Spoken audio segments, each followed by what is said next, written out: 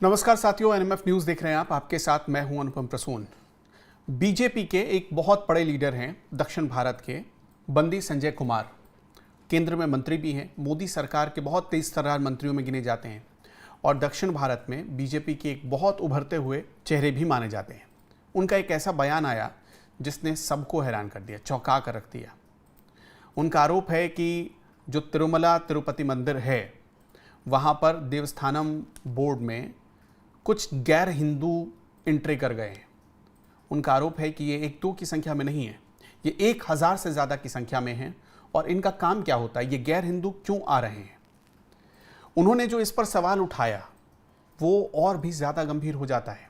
उनका कहना है कि जो गैर हिंदू आ रहे हैं ये हिंदुओं को ईसाई बना रहे हैं, ये खुद ईसाई हैं और जो आने वाले श्रद्धालु हैं उनको भी ईसाई बना रहे हैं। आपको सबसे पहले ग्राफिक्स के जरिए समझाते हैं कि पूरा मामला क्या है। बंदी संजय कुमार कहना क्या चाहते हैं वो बहुत ध्यान से सुनिएगा, उसके बाद आगे आपको सब कुछ बताते हैं। देखिए, तिरुमला तिरुपति मंदिर में गैर हिंदू कर्मचारियों की नियुक्ति पर यह पूरा विवाद उठा है।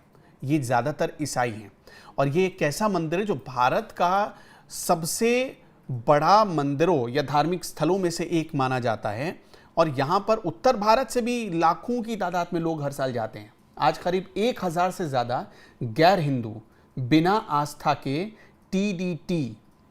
टीटीडी में काम कर रहे हैं, मतलब तिरुपति देवस्थानम में काम कर रहे हैं। तिरुमला तिरुपति देवस्थानम में वो काम कर रहे हैं। 2018 में जब टीटीडी के एक सफाई कर्मचारी को पकड़ा गया तो उसने बताया कि मैं ईसाई हूं और वो ईसाई धर्म का प्रचार कर रहा था। अब तेलंगाना के पूर्व बीजेपी अध्यक्ष हैं वो बंदी संजय कुमार। तो तेलंगाना के पूर्व बीजेपी अध्यक्ष ने आरोप लगाया, ये कोई छोटे मोटे चेहरे नहीं हैं, ये स्वतंत्र प्रभार केंद्र में मंत्री भी हैं। उनका आरोप है कि इस पूरे मामले में तिरुमला तिरुपति देवस्थानम में बड़ी संख्या में गैर हिंदू कर्मचारियों को जानबूझकर घुसाया गया और वो धर्मांतरण कर रहे हैं। अगर गैर हिंदू कर्मचारियों की भर्ती पहले हुई तो अब इसमें बदलाव क्यों नहीं किया जा रहा है, उन्होंने ये भी सवाल उठाया है। उनका ये भी आरोप है कि इनमें से कई तो ऐसे हैं जो ईसाई मिशनरी गतिविधियों में शामिल हैं। जो 1000 से ज़्यादा लोगों की भर्ती हुई है उनमें से कई ऐसे लोग हैं जो ईसाई मिशनरियों में शामिल हैं, उनकी गतिविधियों में शामिल हैं। अब सोच कर देखिए, जहाँ लाखों हिंदू श्रद्धालु जाता हो वहाँ पर यह हाल है। बंदी संजय कुमार ने एसबीडीपीओ पद पर एक गैर हिंदू की नियुक्ति पर भी सवाल उठाया था, जो मंदिर के संरक्षक आप एक तरीके से कह सकते हैं, जो मंदिर के सारे कामकाज को देखता है, वहाँ भी गैर हिंदू। अभी आपने एक चीज़ देखी होगी कि वक्फ बोर्ड में गैर मुसलमानों को अगर कोई जगह दी गई तो इसके लिए कितना बवाल हो गया, लेकिन यहाँ पर गैर हिंदुओं को घुसा दिया गया। टीटीडी यानी कि तिरुमला तिरुपति देवस्थानम बोर्ड इस मुद्दे पर कोई कार्रवाई नहीं कर रहा है, उसकी खामोशी ही सबसे बड़ा सवाल जन्म देती है। तो इस वजह से सब इस पर बहुत सारे सवाल उठ रहे हैं कि अभी आपने देखा होगा कि कुछ दिनों पहले प्रसाद को लेकर विवाद हुआ था और अब गैर हिंदुओं की नियुक्ति को लेकर पूरा विवाद हो रहा है। अब इस पूरे मामले में देखिए, जो उन्होंने कहा है बंदी संजय कुमार ने, वो कहते हैं कि जो गैर हिंदू भगवान वेंकटेश्वर मंदिर में आते हैं उन्हें यह बताना होगा कि क्या वो भगवान में आस्था रखते हैं। फिर ऐसे में ये कैसे हो रहा है कि करीब 1000 गैर हिंदू कर्मचारी जो भगवान में विश्वास नहीं रखते वो तिरुपति देवस्थानम में नौकरी कर रहे हैं। अब उन्होंने हाल ही में एक कर्मचारी जो मैंने आपको बताया 2018 में जिसे निलंबित किया गया, पकड़ा गया था उसे सबसे पहले, उसने बताया कि वो ईसाई है लेकिन काम कर रहा था एक हिंदू मंदिर में, और उसने ये भी बताया कि वो ईसाई धर्म का प्रचार कर रहा था। राज्य मंत्री ने जांच की मांग की है कि बोर्ड में कितने गैर हिंदू काम कर रहे हैं इसकी जांच करवा दी जाए।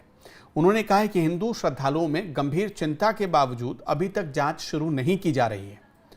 बंदी संजय कुमार दरअसल अपने जन्मदिन के मौके पर वहां पहुंचे थे और उन्होंने तब ये सवाल उठाया। उन्होंने ये ऐसे मामले पर सवाल उठाया है। देखिए, अभी तो सरकार भी वहां पर एनडीए की है तो इस पूरे मामले की जांच हो सकती है।